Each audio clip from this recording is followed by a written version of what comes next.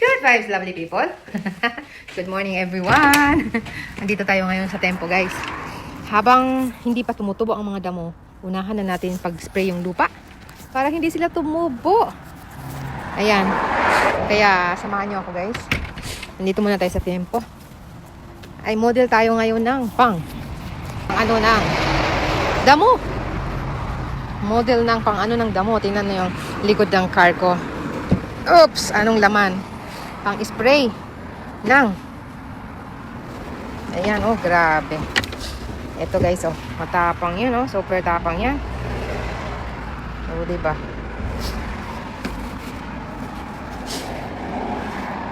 Ayan, palagay natin dito sa Makita spray. Ito yung nagkamali ako, guys. May ikwento ako sa inyo. Pag nagkamali ka nga naman, ano kaya ang gagawin mo pag nagkamali ka? Pambihers. Pero mo, guys, na naisama ko. Pag naputol ko ang cordon. Yung ganito, guys, oh. Naputol ko yan. Kaya bumili po ako ng bago na hindi alam ng asawa ko dahil nagkamali ako. Di ko alam na andun pala yung ganito, oh. Naputol ko, nahagip ko siya. Yung sa grass fighter ko. Hindi ko yan na-content, hindi ko na-ikwento sa inyo. Grabe ang nangyari. Hindi ko alam kung anong ang una kong nagawa, bibili ng bago. Kaya ayan, bumili po ako ng bago at itinago ang luma. Kaso lang, mahuli ako. Alam niyo kung bakit? Ang battery nung isa ay malaki. Samantalang nabili ko maliit lang. So, makahalata talaga. Kaya wala akong choice kundi sabihin ang katotohanan sa asawa ko. Oh, sabing ganun, bakit hindi ko daw sinasabi, pwede na mo kumpunihin yun. Kasi, guys, yung pinakadulo niya, yung pang-spray, itong yung cord niya, kung saan dumadaan yung tubig, saka yung dulo, dito talaga as in, halos na pudpud. Halos na pudpud. Di paano gagawa ng paraan yun? Paano isasaksak yung pang ganun? Spray na yung dulo niya. Kaya di ko alam. Kaya pinutol ko siya ng maganda. Kasi gansang-gansang, gisa-gisa siya, kumbaga, dahil nga nadaanan nga nung natin ng grass, ng ating grass fighter, yung ngipin nun, umiikot yun, di ba? Bang! Sabi gano'n, putol! Sabi ko, ano yun? Nagtimpla na tayo, guys. Alam mo, shock ako. Dahil, yun na nga lang talaga, hihinto na ako dahil tanghalian na. At saka matapos na talaga ako, wala nang Bigla kong nakita yung grass doon sa ilalim ng puno na doon ko siya itinago, doon ko siya nilagay kasi medyo makulimlim doon, hindi siya naaarawan. Kumbaga yung machine kasi, ayaw kong paarawan yung machine nung ating sprayer. Kaya itinago ko siya doon sa ilalim ng maliliit na palm natin. So malilim kasi doon. Inabot ko pa yung ginanyan ko pa yung grass na nakita ko. Yung pala, andun yung cord. Akala ko yung cord, kasi andito yung katawan, andun yung cord, nakatuwid doon. So, sana kung yung cord, tinabi ko rin sa katawan nung yung galdon natin. Hindi nakaganon siya, oh. Nakapahaba siya doon ganon sa ilalim mismo ng Mamaya konti, itutuloy natin ang ating kwento. At sisimulan na natin to, guys. Habang makulimlim, kailangan na nating simulan. Ayan, kasi guys, oh, grass fighter ko yan. Pag umaba. Ang lapad ba naman ng lugar na yan? O, tingnan nyo. Dito. Hanggang doon sa kabilang gilid. So, yun na nga, guys. Ilang mga tanim pwede rin gagawin? Di, sabi ko sa hubby ko na kumukuha ako ng timing. Dahil no choice na ako kung hindi sana mahalata na may bago akong binili. Kung hindi maliit ito, talaga naman, ayaw talaga ako pagsinungalingin. Ayaw talaga ako pagsikretuhin sa asawa ko. Syempre magiging secret yun kung sakali. Ayan, guys, nakatatlong galon tayo ng change ng water sa ating spray. So, magla-lunch na, bibili muna tayo ng pagkain. Samahan niyo akong bibili ng pagkain. Yun. Kasama ang pagkain ng hubby ko kasi uwi sa bahay. Ayan, guys, nakatatlong galon tayo. Pero magla-lunch na, 11:23 na. So, bibili tayo ng mga kain, uwi tayo ng bahay kasama ang pagkain ng hubby natin.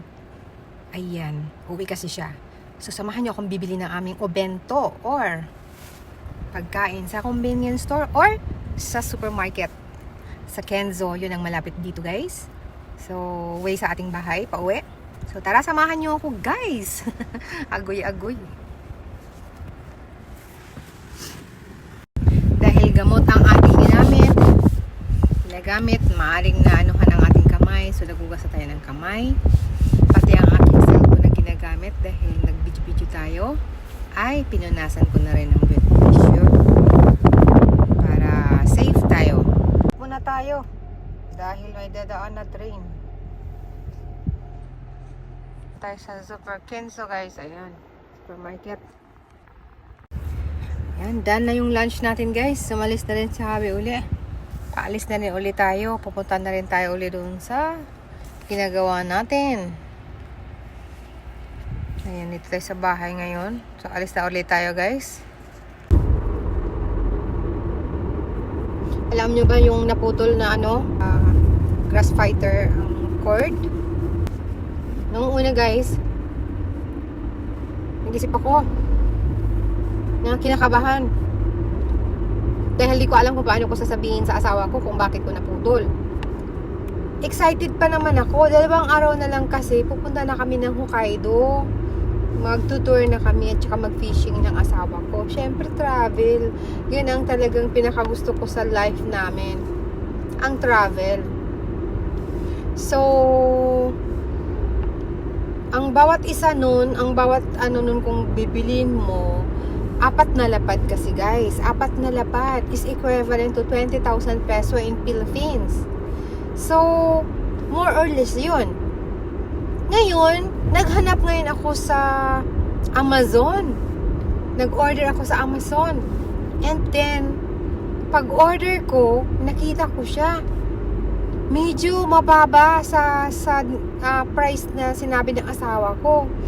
It is sakto din, 10 letters din yung galon niya. Pareho din ang pangalan, makita din siya. Ganun din yung So, ang nangyari, pinindot ko na, pinurchase ko. Tapos, ang bayad nun ay sa convenience store ang pinindot ko. Ayoko kasi magbayad sa credit card. Kasi, pag nag-credit card ako, magbabawa sa asawa ko. Hindi malaman niya na bumili ako. So, ang ginawa ko, nag-cash ako, pumunta ako sa 7-Eleven. Doon ako nag-bayad sa 7-Eleven. So, nakaalis na kami ng Hokkaido. Pag uwi namin, hindi ko pa rin talaga sinabi. Tapos, dumating yung product. Sabi ko nga sa ukasan ko, sa biyanan ko, kung may dumating po, pakitanggap na lang. Buti na lang kamo, nakabalik na kami ng bahay namin, nakauwi na kami sa bahay namin bago pa dumating yon.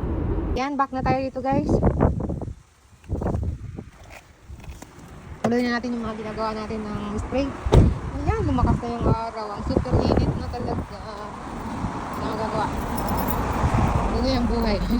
Ito, puno na yung charge natin ulit. So, pwede na gamitin siya.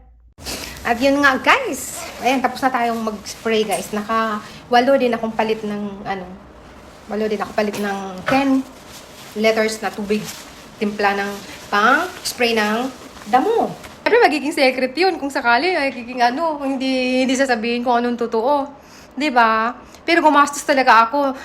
Tiniis ko na yung pera ko na gagamitin. Talagang, para kahit papano, yung 3 lapad mahigit ko, yung hindi mabigat masyado sa akin. Ganun. Kasi syempre, hindi naman ako pumapasok. Hindi rin, kumbaga, binibigyan lang ako ng allowance ng asawa ko. At saka yung mga ginagawa ko dito, supposed to be may sweldo ako. Ganun lang. So, ganun yung feeling. Alam niyo ba yung feeling na ganun? Sino nga ka-relate sa akin? Sino ka-relate? Yung may gusto kang sabihin na hindi mo masabi-sabi, humahanap kang paraan at nananiming ka. Yung tinatiming mo na maganda yung mood mo, mag-mood niya para hindi ka pagalitan. Pero bahala na ka ako, pagalitan na, basta. Sabi ko lang, huwag kang mag-alala dahil mayroon namang bagong magagamit eh. Yung mga ganun. Sira ulo daw ako, sabing ganun. Bakit hindi ko daw sinasabi? Pwede na naman kumpunihin yun. So, ayun, nahagip talaga. Talagang putol. Grabe, sabi ko, kinabahan ako. Sabi ko, imbis na ginagawa ko yung pag-grass fight at pag-spray ng mga damo, para hindi na gumastos si hubby para sa ibang tao para pag magtrabaho nun. Hindi na kami kukuha ng ibang, yung alam nyo na, yung sinusweldohan, ganyan. Kasi ako na ang gagawa. Ang nangyari, gumastos lalo. Dahil, biruin mo, 3 lapad mahigit, isang iglap lang na wala na. Ura mismo, nag-search ako, hindi nga ako kumain tanghalian nun, guys, eh. Tapos, nag-search ako sa Amazon. Pag-search kong ganyan, agoy, ayun na. Kinuha ko agad yung code, tapos nagbayad uli ako agad doon sa convenience store na madadaanan ko pa uwi. Yun ang nangyari. Kasi dito din yung nangyari, eh. Dito din sa, dito din sa Tempo. Kung saan ako ngayon nag-grass fight din sa labas, dito rin siya na nangyari yung putol.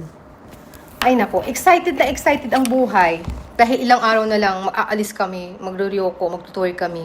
Kumbaga, syempre, pag tour, alam nyo na, makapag-vlog na naman. Hanggang ngayon, hindi pa na-vlog yung ibang tour doon, yung sa mga lakad namin. Dahil sa, ayan na nga, nangyari. So, ganon guys.